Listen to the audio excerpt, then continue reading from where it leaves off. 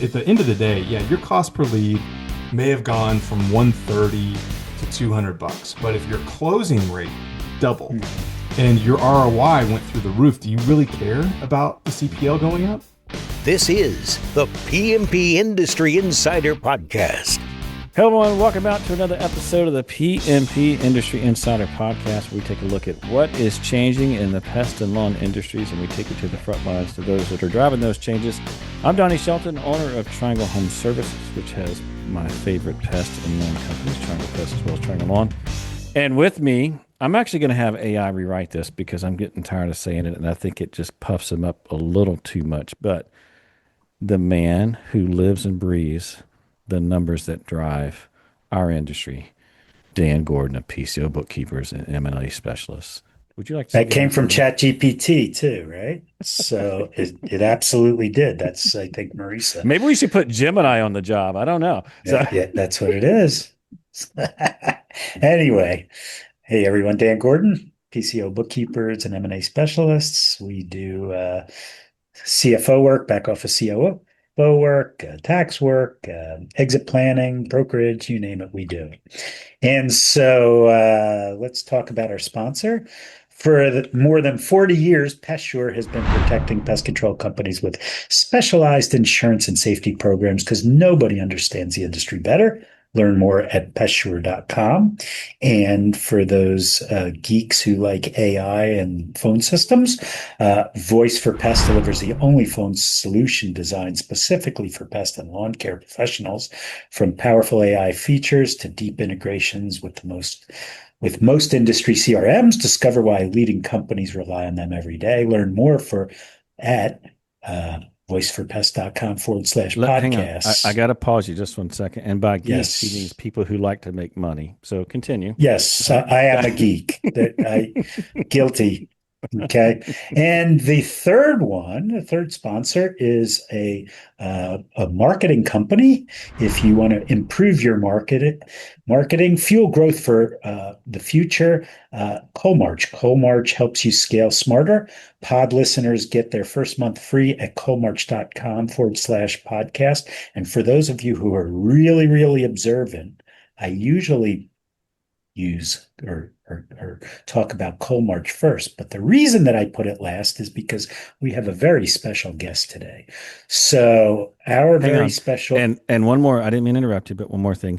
He also referred to you as pod listeners. I'm going to say your podcast listeners. So there's that too. So continue. Pod listeners.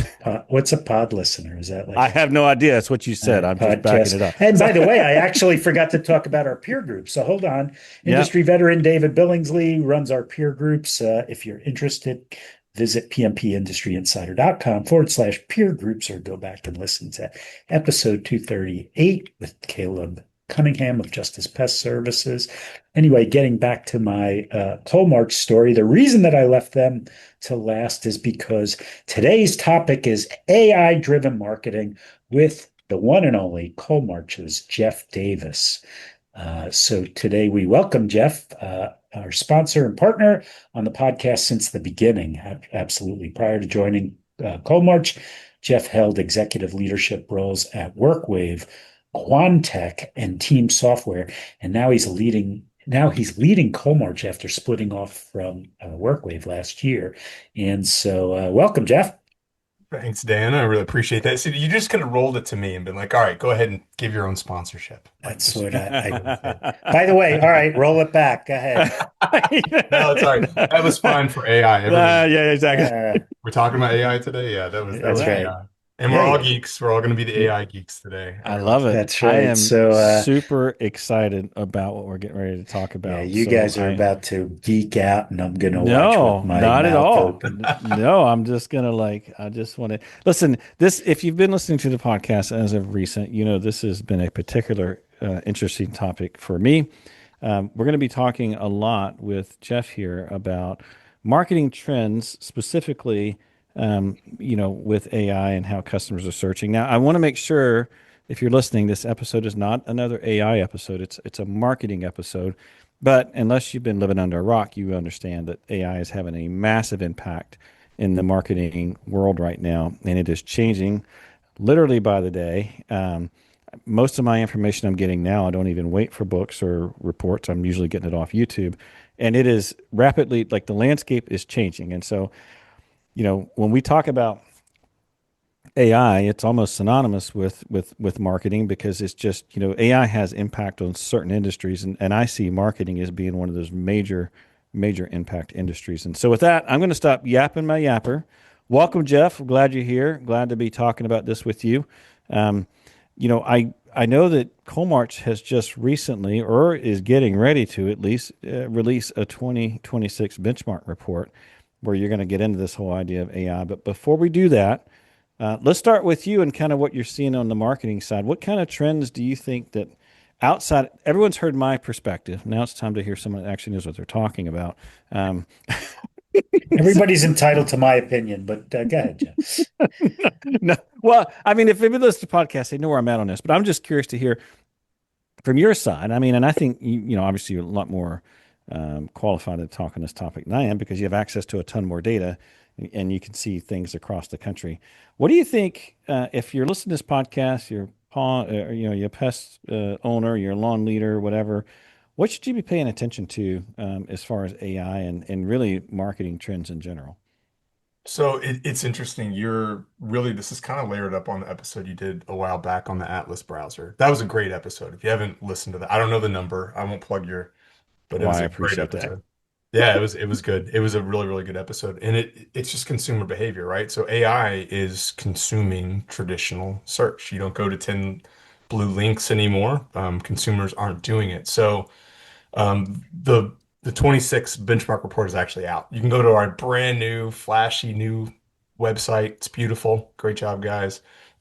Click on the top and you can download it. Now I'll hit on a lot of the data today, but in a nutshell, what we saw last year, you've got AI overviews that have popped out in Google. Everyone's still searching Google for the most part. They're the 800-pound gorilla. In those interviews, when they showed up, where the AI overview was there was a 60% drop in click through, in organic traffic coming through. 60%. Sounds awful, doesn't it? Sounds Hmm. absolutely horrible until you see the results. Organic leads were up 7%. So 60% drop, but organic leads up 7%. Hmm. And that mathematically doesn't seem to make a lot of sense, right? But what's Right. happening is all the low intent buyers are being filtered out. So what AI is doing, it's probably Donnie, it's probably doing the same for you, Dan. I'm assuming soon it does it for me. It's taking that top layer of research off from a consumer behavior standpoint. And now the AI agents are going out there and doing what you'd spend an hour doing before, which is researching, going to clicking on the different links, going to different sites, reading the different materials, making a decision, coming back, then making your final call and getting to the actual CTA. That layer is gone now. So it's no longer about keywords. It's now about structured data and getting into that AI box at the top of the Google search page. So Yeah. everything's changed and nothing's changed. That's kind of the Right. crazy thing here. Yes, I agree with that. And when you were talking about that stat about organic traffic, I'm sorry. Yeah, basically organic traffic versus organic leads. It reminds me of a stat I heard many years ago that it's continued to be a very strong stat and it hasn't really changed, which is, you know, 85% of people believe that they're in the top 50% it comes to performance.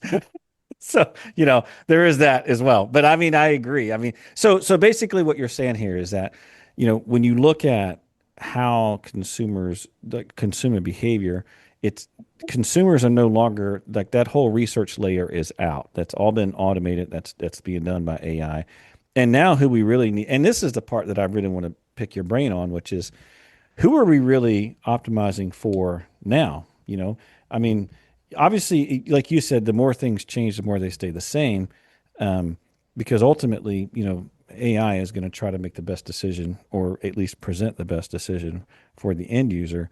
But the end user is not the one who's actually doing the research. And so, how do you manage that, right? I mean, and I'm kind of going off script here a little bit, but I'm really, I mean, to me, it's been a question that's been going around my brain for quite some time, which is who am I really optimizing for here? Am I optimizing for an end user or am I optimizing for an agent? Common sense would say, well, we're optimizing for an end user Hey, because, Donnie, before the yep. two of you goes, can you just explain what an AI agent is? Well, hmm, that's a great question. That's not a small question there, Mr. Dan Gordon. So, That's a big. Well, a lot so of people have asked me, right? So, yeah, so an AI agent would be something there's different types of agents. And so some people think an AI agent is like, a special operator that can go out and, I don't know, do these special missions and take care of people you don't like. That's not what an AI agent is. It's an AI model that has been trained to do a specific task. When you think of an agent, a lot of times agentic AI, you can think of like repetitive tasks. That's what something an agent would be good at. So, for example, there might be an agent that's good for generating marketing content specifically to pest control. There might be an agent that's really good at, I don't know, looking at calls from pest control and then analyzing those calls and being able to respond to those autonomously with a few given rules. And so it's essentially software, AI software that can perform tasks on your behalf in a very, very defined boundary. Now, there's folks who have tried to expand that and make an agent like, for example, a full range accounting services. That would crash and burn big time. But you could have an agent that says, okay, well, I'm just going to, look at transactions and I'm going to code them appropriately. And so long story short, Jeff, correct me if you disagree. It's a piece of AI, or at least a section of AI that does specific task on your behalf. So, so for when I go to example, Gemini or ChatGPT and I say, show me whatever, is the Gemini or ChatGPT an agent or is it, yeah, yeah. something So, else? so for remember how when I was on the Atlas episode and I actually gave a task to an agent, Mhm. that would be an agent. So it's doing something on my behalf. So it's searching on my behalf. It's analyzing what's going on. Um, anyway, does that answer your question? Going back to you, Jeff. I want to give you some time here. Well, let me add a little bit to that though. I Yeah. think there's a blurry line there of when it becomes an agent, even in ChatGPT or Gemini. If you Mhm. prompt engineer it enough, if you write enough details on exactly what you want Gemini to go do and find and do for you, you could define it as an agent because it's going out there and doing a repetitive task that could be done. And a lot of times these agents are really just prompts that people have engineered in the back end to go do them. So that's okay. It is turning into a nerd episode now. It Now we've it fully is, gone that way, Dan. Yeah. and the Sorry. training. There's specific. I mean, I think the other part here is the training and the fine tuning. Like Right. when Right. you get into you get into an agent. Again, there's been lots of AI projects that have failed, mainly because they've given AI way too much. It takes a ton of training to make an agent effective. But in any case, I digress. I want to get back to the question at hand, which is who are we optimizing for here? Are we optimizing for AI? Are we optimizing for the end user? And I started down the path of it makes sense to optimize for an end user because ultimately, if the agent is technically or AI in general is trying to give the best solution to the end user, then technically it should be optimized for them. So throwing that in your lap, I probably have a little bit more ideas and questions to go with it. But where would you start with that one, Jeff? You know the answer. The answer is both. Right. The answer is both. I mean, it's all of the above. Now, I will say what's become more important in the past year in the landscape, it's definitely behind the scenes. It's definitely optimizing for the agents. Because if the agents aren't recognizing you, if just the general search in AI search using the Atlas browser, ChatGPT, Gemini doesn't find you, it's gonna be harder and harder to get into that mix. So yeah, I'm not saying have an ugly website and make it just this robotic card catalog looking content factory off to the side, but it really is more about how do you optimize for the agents now. So there are new terms that have popped out there, GSO, generative search optimizations, the big one that we work with, which is it's really restructuring data. So it's funny, I get asked this question too. I got asked at the Pest World and a few of the other shows that have been around, like, is a website even relevant anymore? You hear that. And the answer is like, of course, because like where else are these things going to go consume the data? In fact, the technical awareness of the website, now it's got to be technically sound and not just flashy and pretty. But like you said, once you get a consumer to your brand and it's branding, right? Like that nice new logo you got out there, that beautiful new website, it's all branding. You want to convert the ones that still do get to it. And a lot of times these agents will still end up pushing an end user to or a potential customer to your website for conversion. But GSO's the trick, right? So you've got to restructure and you've got to reposition yourself and getting into that answer box. That is the holy grail. How do you It get wasn't yourself that organically wasn't into that that the box? what they did away with the whole word stuffing thing, and now we're back to that. Well, so yes, yes, we were all about keywords, right? It was all about Mhm. keywords. I'm sure Donnie wrote a book on it, a couple books on it. Mhm. It's all about keywords, and that's pretty much gone. Now it's all about structuring for very, very specific questions. So in the day, let's think about if I were researching pest control or lawn care, I may go pest control near me, right? I've seen ants over here. Today, I may go into a browser or into one of the AI agents, one of the AI platforms, and ask, how do I get rid of ants in Louisville, Kentucky that are coming in November? um, very, very specific answers, right? So now the AI, when it goes out, it's looking for answers to these very specific questions. So the Mhm. keywords used to be the way to go. Now you have to go back and restructure your data to where you're simplistically answering questions. That's what GSO is all about. That's how you build credibility into the Google algorithm.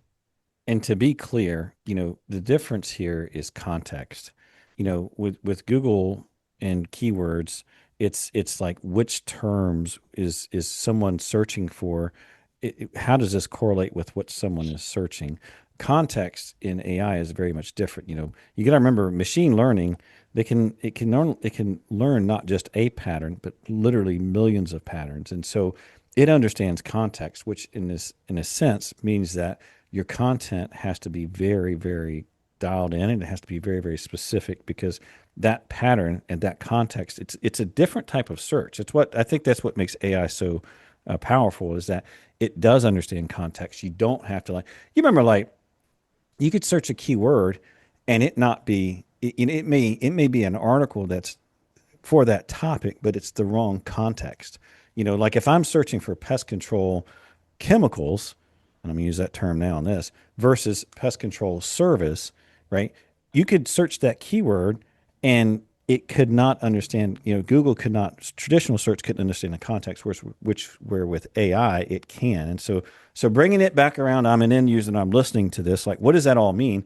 What that means is that you really need to have dialed in content and your website needs to be easily understood by an agent so they can comprehend exactly what the context is of what you're putting out, if that makes sense. So I mean, there's let's even a term for it too, right? The EEAT, functionality within Google, the experience, expertise, authoritative, that's a big word. Yep. And trustworthiness, right? So Yep. they're judging you on how experienced you are. What is your expertise in the industry? How much authoritativeness do you have outside, even outside of Google? And how trustworthy you are. So it's all Jeff, about how are they making money? How are they making money at this? Because the SEO well, thing is not. Oh, they don't They're have going to. Look how backwards. many They're billions going of dollars is backwards. getting invested in it. I mean, my gosh, every time I turn around, someone's giving OpenAI another billion. So I don't, I mean, listen, Yeah, but at some point you got to have a revenue, not just an investment. I think that game, going back to that question, I think that game is going to change eventually, but I think we're so early in. This is like the Mhm. early days of Google where they went very, very long without any paid platform and they had a lot of burn. And I don't see that changing for OpenAI because like I said, Gotcha. every time they turn around, there's billions more piling in. I want to back this up for a second. I'm here listening to this podcast. I know nothing or I have limited knowledge of AI. I have a website. I'm seeing my traffic going down every month. Maybe my leads are going down, maybe they're not. Can you walk us through just a little bit what you guys learned with the benchmark report? Now, I have insider knowledge of this report because it was years ago. I was very familiar with this report. I'm sure it's changed, but I understand the intent of it. Can you maybe just walk through briefly like what this report is? And then from there, talk a little bit about what you guys found in the 2026 report. So this one, it's actually the name's a little bit misleading. We were talking about it today. It's 2025 data. So we did Mhm. so if you don't know about us, you hear about us every week from Dan if you're listening. We're We've been in this industry, these two industries, for about 15, 20 years. We've got hundreds of clients, thousands of campaigns running. So we got a lot of data on the Hmm. industries itself. So we can look at, green and pest independently. So we take all of that data and we look at trends year over year over year. This year's report was fascinating. I think it was like 50 pages. It's a book. It's a book. You gotta digest it, but a lot of information in there is about how everything is shifting, specifically because of this, because of AI and its intervention and what's going on. So I already mentioned a few of the stats. The big ones were a huge drop in organic traffic and click-throughs, especially in AI, but organic leads were up. So the cost per lead on organic actually dropped in both industries across the board. Now, Donnie, I did hear you complaining a little bit about paid a few weeks ago. I can't remember if it was on which podcast it was on. It may have been on the one with. Well, it's not uncommon to hear me complaining, but let's pick the topic. I was going to say, Donnie never complains. I So don't I'm know. gonna. Hey, listen. I'm gonna give you data now. Okay, so this is it. I'm gonna justify. We Yeah, saw in the there's data. There's data supporting that. pest industry cost per lead on paid went up 16%. It actually dropped in lawn, so there was a little bit of a drop. So it was a little bit reverse. Now, the real question is, and what we don't have an answer to yet, and hopefully next year this time we'll have an answer to this one. But what we saw was all that organic traffic siphoned off. And it's because consumers, we were getting rid of the low intent shoppers, right? Like the low intent people weren't going to the website, they weren't calling, they weren't submitting forms. So the leads were going up. We were siphoning off the people that maybe weren't really buying. Did that happen in paid?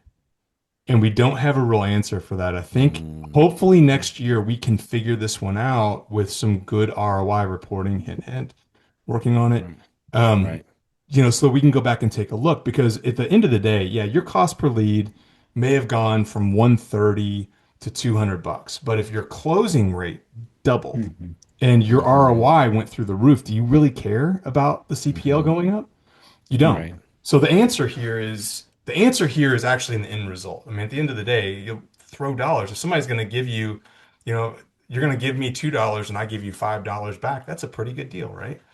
That's all this Mhm. is. It really is. It's just about the ROI. So we don't have that data just yet. I'm really curious to see. But you weren't imagining things. I want to justify across the board. Cost per lead and pest was definitely up. Right. That was really a big deal.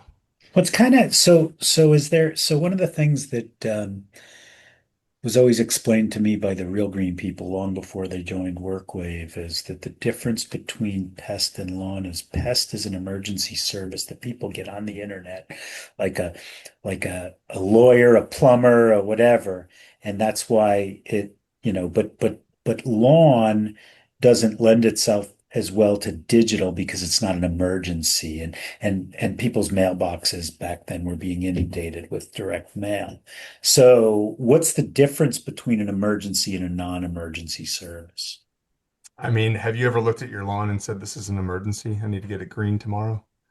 I've looked and seen a mouse running around the house and said, I gotta get this mouse out of That here that right that that's what now. I mean. So Right. Yeah. so why I does don't the think it's traffic for changed. lawn, why does the traffic for lawn drop but pest not? Why what It do you it may be attribute? that it wasn't. It could be that the fact is that, and I'm speculating here. I Yeah, have no right. data. No, I'm this just the I'm whole just thing is speculating. speculation. But the reality of it is that digital, while a driver for lawn, to me, I've never seen someone that was all digital, all lawn, all the time. Like it was their primary thing. It just wasn't. Mhm. And so I don't want to say I question lawn data. I just like it's not the primary driver in marketing. And so given that, you know, they may not have had so much that traffic anyway. You know what I'm saying? I mean, like I'm just wondering, and I don't know. I'm speculating, but in any case, so bringing it back to anything else in that report that you want to. I mean, obviously, we're going to link this up. It'll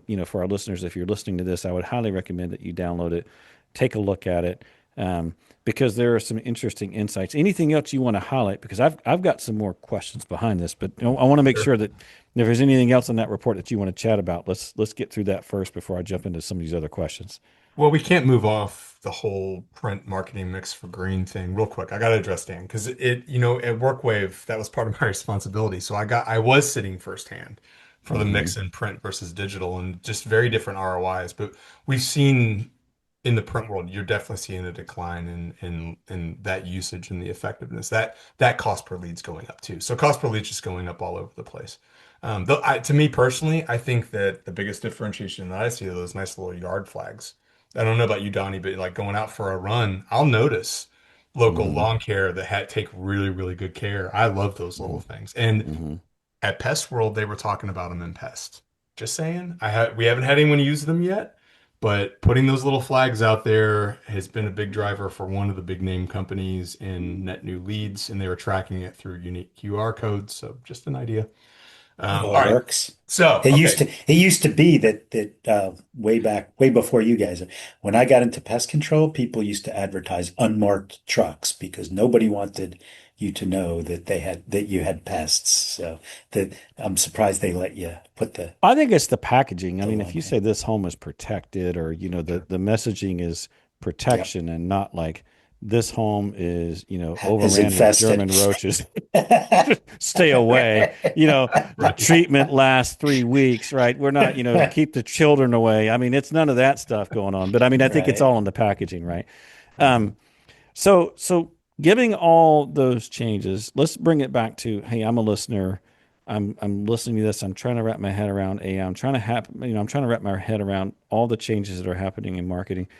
What do I need to do to actually pull this off? Meaning, like, how do I make it so that both, new customers as well as AI tools are going to come to Triangle? I'm sure that's what everyone who's listening is thinking. No, but I mean, it's like, what do I do to, and I don't want to use the word pivot, but um, how do I transform my marketing mix so that I leverage what's happening, and I leverage the change versus being ran over by it? So the first thing to really understand is GSO is not new. It's just an evolution of SEO. So if you're working with someone else or you're working internally, it really is just a restructuring of what you've been doing. So I don't think anyone needs to be freaked out, think that they're behind the eight ball. This is all new, it's evolving. By the time this airs, some things may have changed Right. from when we're talking right Hmm. now. So who knows? So I would tell people to focus on the EEAT, right? Experience and expertise, making sure that your website, you are highlighted, you're heavily on all of your authority. So if you've got certain certifications, you've got awards that you've won, anything in there that is good, things that would look good to a consumer look good to the bots. So Hmm. that is huge. Authoritativeness, so the good old things now, the name, address, and your phone number. Make sure that these are consistent across every single platform. So Google, Yelp. Is there still a White Pages? Can you go to White Pages? I don't even know if White Pages is still, Yellow Pages is still around, but if they were, you would want to have it there. But make sure everywhere that you are on your social profiles, everything is consistent. That is huge. Restructure your FAQs so they're answering very, very specific questions. Those are huge. And then trustworthiness. This is the biggest one. This is huge. Reviews are key. And we put out a playbook with applause called the growth pyramid. It's a fantastic piece. It's probably about 30 pages itself, but it kind of shows how the two play together, right? Your digital presence and reviews. Google puts so much, they give you so many points based on the reviews, and not just good reviews, but like consistent flow of reviews. You've got to have them coming in all time. So platforms like Applause are key to keeping the reviews going. And then it goes back to the other ones too, like. Um, You've got Yelps, you've got what's the other one? Nextdoor, the one I will never go Yeah. on. That platform. There are a bunch of Mhm. different sources out there because not everything is Google nowadays. Like we're also pivoting. We've got a lot of voice assistants sitting in our houses. I could say the wrong word right now, and have multiple different devices pick up and start talking to me in the middle of this. And some of them are competitors to Google. So, it's not all about Google. I mean, Google's still going to be the 80-pound, 800-pound gorilla. They're still going to own search. So maybe they decrease from 98% to 80% at the end of the day. And it would take a big move for that to happen. But those are the things that you've really got to focus on. It's still EEAT. That's the biggest thing that you can focus on if you're working on in your world. And just know that your goal has changed. You're no longer trying to get into that organic search on the first page because Google's eating up the first page. Now, AI overviews this past year took over the Yes. top third. Hmm. You don't think in the next 6 months it's going to take over almost the whole thing? I I know. mean, the browser may not be Chrome anymore. It may be Gemini browser. I know. No, that's a very good point. And I have to come back to one point that you made about the white pages. It's December 15th when we're recording this episode, and this is just fresh on the brain, but there are white pages. And if you've watched the movie The Grinch with Jim Carrey, there's one specific scene that I just love where he goes to the white pages and he's like, hate them, hate them. You remember that scene? Hate, hate, hate, hate. Anyway, so that's what it is. Anyway, All right. So I have one. So I actually looked at this report with the marketing director from one of our clients, and don't shoot the messenger, but here's what he came back with. They left out the key detail that AI summaries disabled for most all local search queries. Pest control near me, ant control near me, termite treatment near me. And on the rare occasions that they are present, they are always below the local service ads. Google likes to make money, and pushing AI summaries over LSA, whatever that would hurt their bottom line. How do you answer that? Yeah. No, that's a good insight, and that's totally fair. That's not wrong at all. So that's the zero click world, Mhm. which really isn't about the website in general. It's a zero click. So LSA's local service ads. When you're looking at, and I totally agree. I'd love to get in contact with the marketing director there. They're spot I'll on. put you in touch with them. I agree. Like Google's not going to kill their revenue. I mean, if you look at where they make their money on ads. That's Mhm. almost where all of their income comes from. So it's not That's going to go why I away. get it that they're getting Yeah. billions, Donnie, but it's still So getting there's still the lots of map pack. billions. Yeah. It's still the map pack. They still are looking to push you to sponsorship. There are times you'll see sponsored maps at the top and sponsored ads to the right. And then you'll see, actually, I was going through this the other day with one of my directors. We were looking at it. They saw like sponsored. Then you saw the map and you saw the organic listings in the map. And there were ads off to the right. And then came the AI overview, third of the way down. So they're still figuring it out. But look at where they came. This time last year, there was no AI overview in there at all. I'm I have no data on this. I'm So going to make a prediction did though. but the AI overview, I feel like the only that just started when I subscribed to Gemini. Does everybody get it or no? It's Okay. yep, pretty much yep, universal now, and it yep, will be. It's gonna yep. they're always testing things. So Gotcha. Google let OpenAI come in and grab first mover advantage, even though they had this algorithm in the beginning. They wanted to see what the market did, and they wanted to see how the market reacted to it. And now they're testing. Everything's an A/B test with Google. They're looking at everyone's behavior today. So they're going to be seeing where those ads need to be to say that if we looked like a true Gemini search, if that's what the browser looked like, or like a ChatGPT, that's instead we're conversing now. We're not actually doing research and clicking blue links anymore. They're going to find a way to get their ads in there because that's where the revenue is. Where it's going to be, I don't know.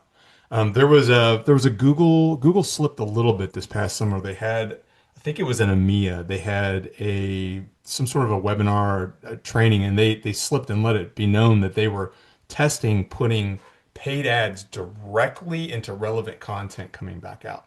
So imagine not an ad off to the side, but a link in that response that is actually a paid Google link taking you somewhere else. So I haven't seen it yet. We as advertisers, that's nothing released to me. I'm just trying to read tea leaves and see where Google is going with this thing. And Mhm. they may be getting really slick with how they put the ads, where we don't know. So today I can tell where the ads are. It says sponsored, right? It's Mhm. It, there's no doubt that that's going to get figured out as far as the how they're going to generate revenue. I mean, I think the bigger question is how we're going to generate revenue. Right? So how are we going to do that? And I want to bring that back to really you, Jeff. Like when you're we're getting close into the time here, which is kind of crazy. I feel like we just got started, but bringing it back. If I'm listening to this, what do you feel like is going to have the biggest like what AI driven changes do you think are going to have the biggest impact on pest and lawn marketing over the next 3 years? I will have to say, full disclosure, I have been shocked at how fast this has changed in the last year. I just cannot believe. I mean, and I mean this in all sincerity. Like, usually I'm pretty able to stay, fairly. I mean, I'm still running a business, doing a bunch of stuff. I got kids, blah blah blah, just like everybody else. But this is changing, at least on the marketing side, it's changing extremely fast. So I'm curious to hear your perspective on, what do you see the biggest impacts on pest and lawn industry, specifically for folks that are listening to the podcast? So it's still going to be more driving of consumer behavior. I think paid costs are going to continue to go up. I hate to tell you that. I mean, Mhm. everything we've seen over time, they're going to keep driving up and up and up. I do think that ROI is going to get better on those. I think you're going to have more sincere buyers and less noise, less Mhm. wasted dollars. That's where I'd see things going. I think that voice assistant AI is going to become bigger and bigger. We sit behind a board, we're typing, Apple's never really figured it out. Gemini is there in some, but I've got, again, I won't say her name over here with Amazon on the desk because it'll answer and start trying to talk to me. But we did a demo of that the other day, talking right now. You can ask that assistant. There's Mm-hmm. now there's now Alexa Plus. Mm-hmm. Good. She didn't answer me. That's perfect. So now you've got a full AI listening, and I don't know about you guys, it's in every room in my house. So like Mm-hmm. I can ask questions and interact the same way. I can be listening in the music in the shower, and I've got a piece of trivia and get an answer to it. It's amazing. So Mm-hmm. I think that is going to change. That is going to cut into Google's share a little bit, search share just a little bit. The other side of this thing that I think is going to become much more important is branding. And I don't think you would have heard that out of a couple of years ago out of us. I think branding is going to be huge and consistent messaging across all channels. So you used to be able to Mm-hmm. go and just place local service ads, and you could have one little message over here, and it may be a little bit different than your website. These things are so smart in the way that they're looking now at the ecosystem that you're going to have a very, very strong human-based strategy around how do you keep your branding and your messaging on point across all different mechanisms, because these things are getting smart and they can kind of sniff the BS. So to me, I think one of the things to double down in is, actually, I hate this is going to sound weird talking in AI, but you have to have humans actually working on the strategy piece. That's the one part that the AI is not replacing. It can take all the tasks away. It can take everything else, the performance plus and the revenue max, all the different components that are out there are great, but they can't take away the branding and the strategy and that message and the vision. They can't give you your core values that drive you through to consumers and are consistent across the messaging. Um, Yeah. so anyway, that's my opinion on it. Yeah. I think probably the bigger takeaway I can think of is, you really do have to be, you've got to be on point as a business now, because it's just, you can't pay your way out. And I think people, if you're actually taking the time to listen to this podcast, I don't think anyone that's listening falls into that category. But truth be told, it's back to the fundamentals. It's back to what's your reputation? Yep. What kind of service are you providing? Is it clear as what your offering is? Are all these things in line? And I would highly recommend, if you've not done this, um, well, 2 points. One is that AI is absolutely taking over the younger generation. I have yet. I mean, I'm involved in several youth programs, and I've involved. I mean, with a lot of younger youth, and they're not going to Google. Literally, they're not. Like, I mean, and I'm not just using this for my own kids. I mean, I watch their friends or whatever, like how they consume information. If they have a question or they're going to do something, they're not going to Google.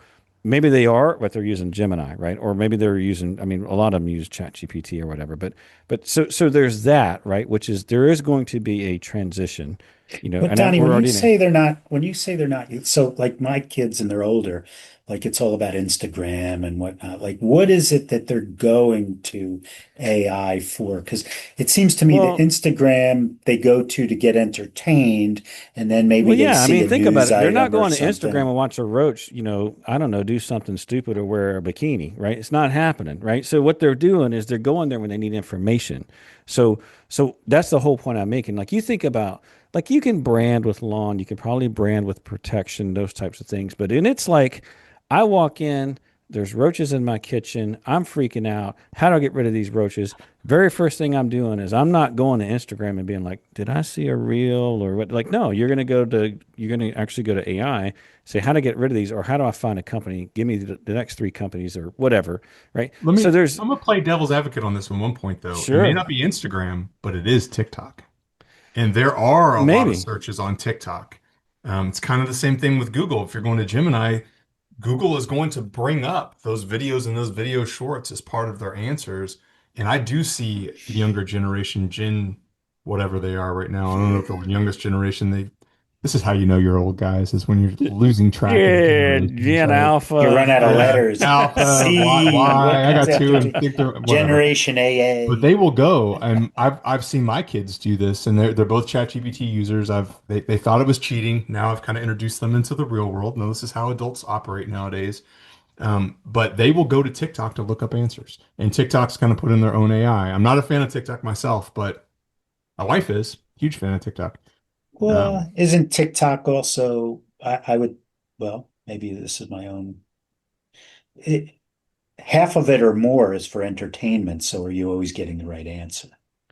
It's not an authoritative, When does that matter? research tool. Well, that's true. Right. Well, When does that ever matter? I don't know. If you're a lawyer or an accountant, you go to LexisNexis, right? But if you're, and even Google, you can sift through the nonsense. But there, if you look for tax information on TikTok, there's a lot of really bad stuff out there. I will So, say yeah. too that a lot of going back to the EEAT, and I know I keep hitting on this one, but Google is absolutely taking in video content now. It's crucial to get video content. You had a good suggestion. You guys did a few weeks ago on using Notebook LM from Google to produce video content. You've got manuals and items to put out. Go ahead and put it out there because it's just reinforcing. It's keeping consistent with your brand. It's the same thing as brochures or presentation, whatever you've done internally. You can recreate these things, produce them on YouTube, and it helps push through. So I don't see TikTok in discussions, but it would, I mean, with their reach and their size and their user base and the amount of content that's out there, it's just a matter of time before somebody else is digesting TikTok content into these LLMs. It's going to be out there. I'm surprised they don't have their own right now. Yeah. Yeah. All righty. Dan, any parting questions here before we finish out? No, we just keep sinking further and further into AI each episode, but I love it. Well, So it's good a stuff. major player, and I think it's going to have a big impact on our industry. And if you're listening to this episode, and you've made it this far. First of all, congratulations. Second, I'll say we're going to have all the content and resources we talked about. We'll make it available on our website. Just go to pmpindustryinsider.com. Take a look under show notes for this specific episode. Of course, I just went out to Coalmarch's new website. I agree with you, Jeff. It's a beautiful website. Up top, there's a download link for the benchmark Study. report. Yep. And we'll link it also from our website. And of course, we appreciate Coalmarch being a sponsor. We very much are grateful for their sponsorship, and we believe in what they're doing. And obviously, they're doing a great thing for our industry.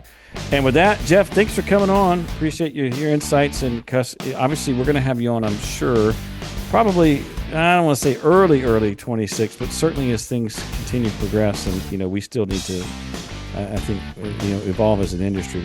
We'll keep you here plugged in with us just to kind of keep everybody up to speed on what's going on. So with that, Jeff, really appreciate you being on board. And for our listeners, we'll see you all next time. Take care now. Thank you. See ya. Thanks.